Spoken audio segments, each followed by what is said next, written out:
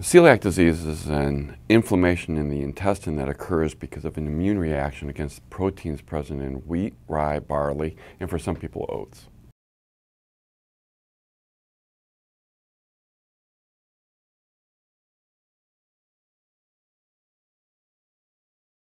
We think that about half the people with celiac disease develop it during their childhood and adolescence. Then a significant proportion of people develop it during their adulthood.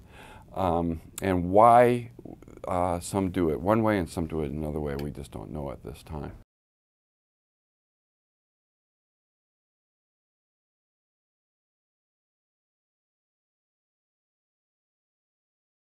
Because the specific symptoms can be quite general, the average person with celiac disease will have difficulties that they can't explain for about 12 years before diagnosis is finally made, because nobody just thinks about celiac disease as being a cause.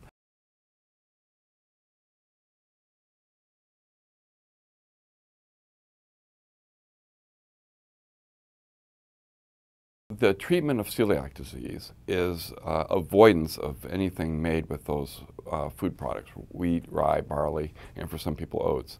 There's no shot to cure celiac disease. There's no medicine I can put a person on that is as good or as important as avoiding those foods.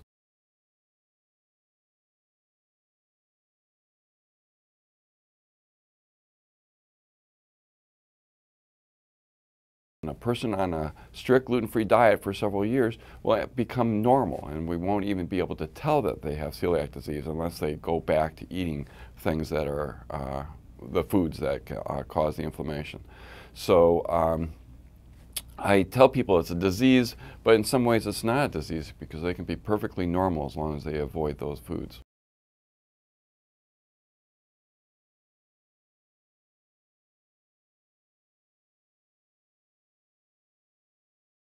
There's been a lot of manufacturers that are producing gluten-free foods.